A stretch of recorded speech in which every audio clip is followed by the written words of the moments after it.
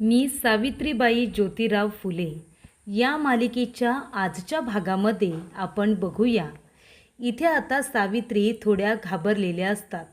सावित्री आपल्या खोलीमध्ये येते आणि ज्योतीला म्हणते, तुम्हाला एक विचारू का? ज्योती म्हणतो, तुला जे काही विचारायचं आहे ते विचार. सावित्री म्हणते की तुम्ही मला सांगा, धर्मग्रंथामध्ये शूद्राने ब्राह्मणाबरोबर वरातीमध्ये चाललं तर त्याला काय शिक्षा आहेत? तेव्हा इथे ज्योती म्हणत असतो, तुला का जाणून घ्यायचं आहे? ती म्हणते, सांगा ना, मला घ्यायचं आहे जाणून. तेव्हा ज्योती म्हणतो की अशा बऱ्याच शिक्षा आहेत, आता त्या देणाऱ्यावरती सुद्धा अवलंबून आहेत.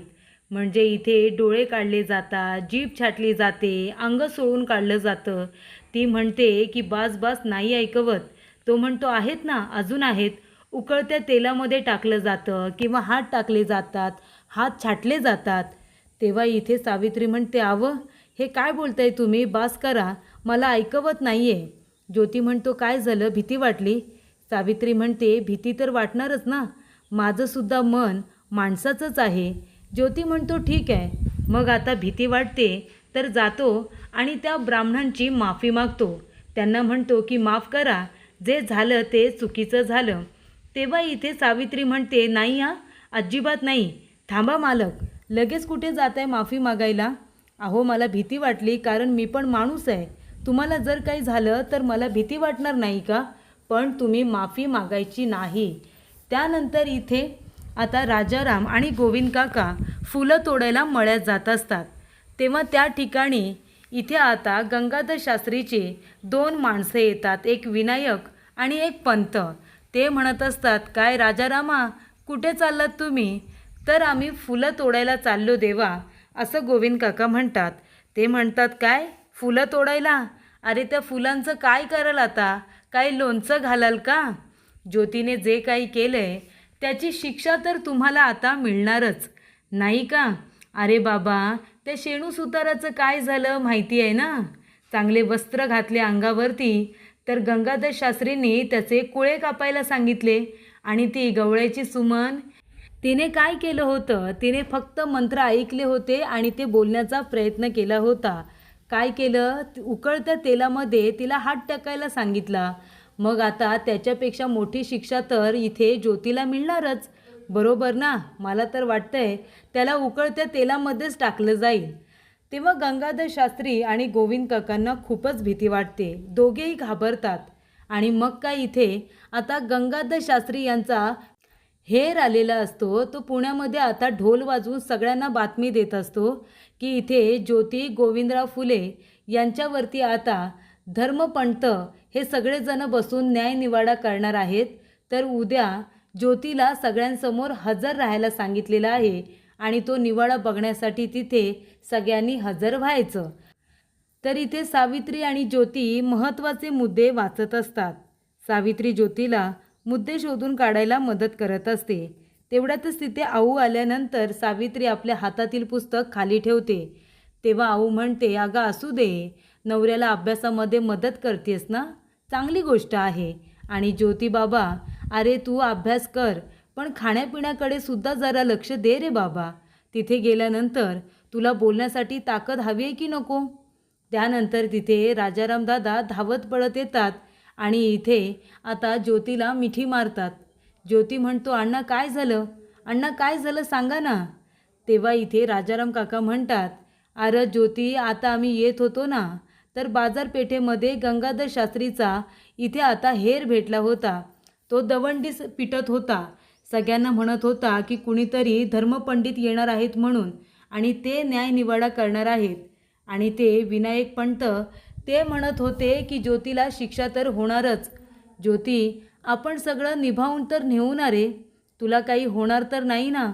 तुला काही झालं तर आम्ही काय करायचं? ते म्हणत होते की ज्योतीला तर इथे उकळत्या तेलामध्ये टाकणार, नाहीतर त्याची जीभ छाटणार, डोळे काढणार. तेव्हा इथे ज्योती म्हणत असतो की हे बघ अण्णा, तू काळजी करू नको, मी आहे ना, तुम्ही सगळेजण फक्त माझ्या पाठीशी खंबीरपणे उभे राहा, बाकी मी सगळं काही सांभाळून घेईन. त्यानंतर इथे आता जे धर्मपंडित बोलवायचे असतात त्यांना गंगाधर शास्त्री आता घडलेला प्रकार वाढवून चढवून सांगत असतात.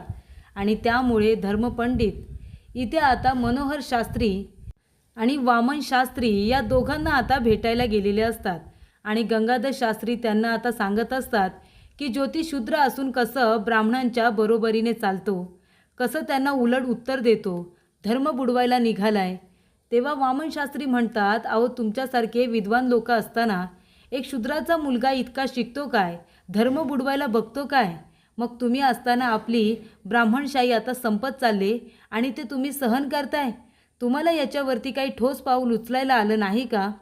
काळजी करू नका, आम्ही असताना ते शक्य होणार नाही.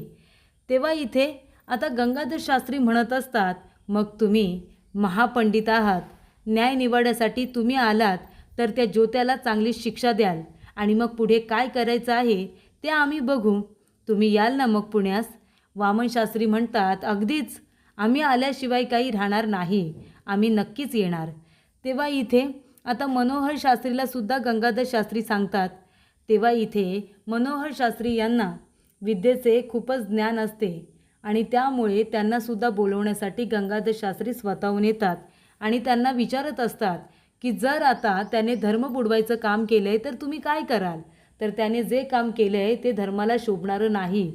धर्म बुडवायला कुणीही इथे यायचं नाही, मग त्याला शिक्षा तर होणारच. आम्हीसुद्धा पुण्यास नक्की येणार. तर इथे पारू आणि चिमणा ह्या दोघीजणी जात असतात आणि तेवढ्यातच मार्केटमध्ये दोन बायका बोलत असतात की काय मग उद्या आम्हाला तर वाटतंय ज्योतीला शिक्षा होणारच. काय गरज काय होती ज्योतीला इथे घरदार डुबवायची? त्याला मोठी शिक्षा होईल आणि त्याच्यामुळे आता घरादारालासुद्धा त्रास सहन करावं लागल. बिचारी सावित्री, तिची या सगळ्यामध्ये काय चुकी होती? तिला आता समज काही भोगायला लागणार आहे. तेव्हा इथे आता राणोजी जात असतो आणि लोक बोलत असतात की ज्योतीमुळे घरादाराला भोगायला तर आलंच आहे, पण याच्यामध्ये राणोजी माळीसुद्धा फसणार. राणोजी म्हणतो, काय रे ये, मी का फसणार?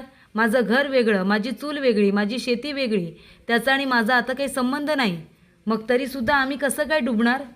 तेव्हा इथे ते लोक म्हणतात, हा कितीही नाही म्हणाला ना तरी हा सुद्धा त्याच्यामध्ये आता डुबला जाणारच. शेवटीला घरातलाच आहे ना तो पण. तो म्हणत असेल कितीही की आमचा काही संबंध नाही, संबंध असल्याशिवाय आहे का? आणि त्यानंतर इथे आता वामन शास्त्री आणि मनोहर पंत दोघेही आता धर्मपंडित पुण्यामध्ये आलेले असतात. त्यांना इथे पालखीतून आणलेलं असतं. तेव्हा गोपिका आणि गंगाधर शास्त्री हे दोघेजण आता त्यांचा खूपच छान असा पाहुणचार करत असतात. एवढे मोठे धर्मपंडित आपल्या इथे आले, आपल्या घराला त्यांचे पाय लागले, हे तर भाग्यच समजायचं. तेव्हा वामन शास्त्री आल्यानंतर इथे गंगाधर शास्त्री नारळाने इथे त्याची आरती करतात आणि म्हणतात की श्रीमंत असते तर त्यांनी तुमची इथे आता हत्तीवरून मिरवणूक काढली असती आणि सगळीकडे तुमच्या नावाचा जयघोष केला असता, अशी तुमची पात्रता आहे. आणि त्यानंतर त्यांच्या पाया वगैरे जोडीने पडतात. वामन शास्त्रीचं आदरातिथ्य छान केलेलं असतं. मनोहर शास्त्रीसुद्धा येतात, त्यांचंसुद्धा आदरातिथ्य खूपच छान पद्धतीने केलं जातं, स्वागत उत्तमच केलं जातं. पाय वगैरे धुतले जातात. त्यानंतर इथे हार वगैरे घालून घरामध्ये मानाने घेतलं जातं. तुमच्यासारखे धर्मपंडित आज आमच्या घरी आले, आम्ही आमचं भाग्यच समजतो. तुमच्यासारखी विद्या कुणाला संपादन करता येणार आहे? तिथे आता गोपिका म्हणत असते की मी तर पूर्णपणे भरून पावलेले आहे की तुमच्यासारखे विद्वान लोक आज आमच्या घरी आले. त्यानंतर सगळेजण आता घरामध्ये जातात. घरामध्ये गेल्यानंतरसुद्धा इथे आता पाहुणचार नीटनेटका सुरूच असतो. तर इथे ज्योतीचे दोन्ही मित्र सदाशिव आणि मोरोपंत दोघेही त्या ठिकाणी ज्योतीला भेटायला आलेले असतात. तेव्हा सदाशिव म्हणतो, अरे ऐकतोयस का ज्योती, दोन्ही मोठे धर्मपंडित हे आता पुण्यामध्ये त्यांचं आगमन झालेलं आहे अशी बातमी आली. चिमणा म्हणते, अगं बाई आले का? तेव्हा इथे ज्योती म्हणतो, आई तू घाबरू नकोस, हे बघ तुझा फक्त आशीर्वाद असू दे माझ्या पाठीमागे, बाकी तुला घाबरायची गरज नाही. तेव्हा इथे आता सावित्री म्हणत असते, सासूबाई तुम्ही प्लीज शांत व्हा, तुम्ही रडू नका, यांच्यावरती विश्वास ठेवा ना. तेव्हा इथे ज्योती म्हणत असतो की आई जे काही होईल ते सगळं चांगलंच होईल, तुम्ही फक्त माझ्यावरती विश्वास ठेवा, बाकी मला काही नको. सदाशिव आणि मोरो म्हणतात, आणि ज्योती आम्ही पण आहोत ना, न्यायनिवाड्यामध्ये आम्ही तुझी साथ देऊ. तेव्हा ज्योती म्हणतो नाही नको, तुम्ही इथे आलात आणि तुम्ही तिथेही थांबा, पण आता तुम्ही घरी येऊ नका, नाहीतर गंगाधर शास्त्री तुमच्या कुटुंबियांना त्रास देतील आणि ते मला आवडणार नाही. त्यामुळे इथे आता तुम्ही माझ्या घरी येऊ नका, नाहीतर त्याच्या डोळ्यात याल. तेव्हा ज्योती म्हणतो सदाशिव तू नगरला गेला नाहीस? सदाशिव म्हणतो नाही, मी इथे न्यायनिवाड्यासाठीच थांबलो आहे. त्यानंतर इथे गंगाधर शास्त्री यांचे पाय आता दुधाने धुतले जातात. मनोहर शास्त्रीचे सुद्धा पाय दुधाने धुतले जातात. फुलांचा वर्षाव त्यांच्या डोक्यावरती केला जातो. त्यानंतर इथे हार घेतले जातात. एवढे मोठे मोठे हार देवाला घालतात तसे त्यांना घातले जातात. आणि मग इथे गंगाधर शास्त्री म्हणत असतो की आम्ही आमचं भाग्य समजतो की आम्हाला तुमची सेवा करता आली. आणि ते म्हणतात आता तुमच्या दोघांची जेवणाची व्यवस्था केलेली आहे, तुम्ही दोघेजण आधी जेवून घ्या. आणि इथे आता त्यांच्यासाठी चांगल्या क्वालिटीचे कापड आणलेले असतात, महागडे कापड ते सुद्धा त्यांना दिलेले असतात. त्यांचा पाहुणचार एकदम उत्तम सुरू असतो. आणि मग काय इथे सोहळं वगैरे देऊन झाल्यानंतर ते म्हणत असतात की आता तुम्ही अन्न ग्रहण कराल ना, तुमच्यासाठी खास जेवणाची व्यवस्था केलेली आहे. तेव्हा वामनशास्त्री काय म्हणतात, नाही नाही, मी अन्न ग्रहण करत नाही, दुसऱ्यांच्या घरचं मी काहीसुद्धा खात नाही. तेव्हा इथे मनोहर शास्त्री यांना विचारलं जातं आणि तुम्ही तरी अन्न ग्रहण कराल ना? तो म्हणतो की मी अन्न ग्रहण करेन, पण आता नाही, जेवणाचं रात्री बघू. आणि रात्रीसुद्धा आहे ना, मला घरातलं चुलीवरचं जेवण नको आहे, मला इथे बाहेर चूल मांडून तिथलं जेवण दिलं तर जास्त बरं होईल. तेव्हा गंगाधर शास्त्री म्हणतात बघा बघा काय ती तपस्या, म्हणजे दुसऱ्याच्या घरातलं पाणी अन्नसुद्धा खाल्लं जात नाही, काय बोलावं तरी काय, किती ती मोठी तपस्या आहे तुमची. त्यानंतर गोपिका म्हणत असते नाहीतर काय, तुम्ही आमच्या घरी आलात, मी तर माझं भाग्य समजते. तेव्हा प्रेक्षकांनो इथे आता वामनशास्त्री म्हणत असतात की आता मी थोडी विश्रांती करतो, संध्याकाळी तुम्ही घडलेला संपूर्ण प्रसंग मला तसा ना तसा सांगा, म्हणजे उद्या सकाळी जेव्हा न्यायनिवाड्यासाठी आपण सगळेजण एकत्र येऊ तेव्हा अर्ध्या तासातच मी त्या ज्योत्याला शिक्षा सुनावून मोकळा होईन, त्याची बोलती मी बंद करून टाकेन. तेव्हा इथे आता गंगाधर शास्त्री म्हणत असतात की नक्कीच जे काही केलं आहे ना त्या धर्म बुडवण्यासाठी ज्योतीने, ते सगळं मी तुम्हाला सांगणार आहे. तर इथे ज्योती आपल्या मित्रांकडे आपुलकीने बघत असतो. सदाशिव आणि मोरो हे दोघेजणसुद्धा ब्राह्मणच असतात, पण ज्योतीवरती अपाड प्रेम अपाड माया असते आणि त्याच्यावरती विश्वाससुद्धा. आणि तेव्हा ते दोघेजण धर्माला इथे बाजूला सारून ज्योतीसाठी थांबलेले असतात. तेव्हा इथे आता चिमणा म्हणत असते ज्योती बाबा तू बोलशील तसं करू रे बाबा, आणि धीरसुद्धा धरू, फक्त तुला काही होता कामा नये, तुला जर काही झालं तर मग आम्ही काही करू शकणार नाही, तुला काही होऊ देऊ नकोस. तेव्हा इथे सावित्री म्हणते आई तुम्ही शांत व्हा, सासूबाई यांच्यावरती विश्वास ठेवा, यांना काहीसुद्धा होणार नाही. पुढील भागामध्ये इथे आता ज्योती जायला निघालेला असतो, तो म्हणतो सावित्री. तेव्हा चिमणा म्हणते सावित्री तुझ्यासोबत कुठं बी येणार नाही. तेव्हा इथे पुन्हा तो म्हणतो सावित्री. तेव्हा सावित्री येते, ते उपरण घेऊन येते, जे उपरण खूप महागडं असतं आणि ते तिने ज्योतीसाठी खरेदी केलेलं असतं आणि तेच उपरण तिने ज्योतीच्या खांद्यावरती दिलेलं असतं. तो म्हणतो याच्यासाठीच थांबलो होतो, आता जातो न्यायनिवाड्यासाठी. आणि ज्योती आता आलेला असतो. तेव्हा धर्म बुडवण्यासाठी तू इथे जे काही केलंस त्यासाठी तुला शिक्षा सुनावली जाणार आहे.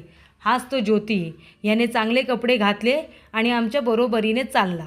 तेव्हा ज्योती म्हणतो की मलासुद्धा बोलायचं आहे. वामनशास्त्री म्हणतात की हे व्यासपीठ आहे ना, ते शूद्रांना बोलण्यासाठीचं व्यासपीठ नाही. तेव्हा ज्योती म्हणतो की माफ करा, पण हे व्यासपीठ जे आहे ना ते शूद्रांचंच आहे, ज्याच्यावरती तुम्ही सगळेजण बसला आहात आणि ते तुमच्या बुडाखाली दाबून ठेवलेला आहात, असं इथे ज्योती त्या ब्राह्मणांना म्हणतो. तेव्हा ते म्हणतात काय, हे व्यासपीठ शूद्रांचं आहे? तेव्हा ज्योती म्हणतो हो, हे व्यासपीठ शूद्रांचंच आहे, जे तुम्ही बुडाखाली दाबून ठेवलेला आहे. आणि असं बोलल्यानंतर वामनशास्त्री, गंगाधर पंत आणि त्याचबरोबर मनोहर पंत यांची ज्योतीने आता बोलतीच बंद करून टाकलेली असते. तर न्यायनिवाड्यामध्ये इथे आता न्याय ज्योतीला मिळणार की नाही आणि त्या आता व्यासपीठावरती बसलेल्या आता लोकांची ज्योती कशा पद्धतीने बोलती बंद करणार आहे हे बघणंसुद्धा रंजकदार होणार आहे.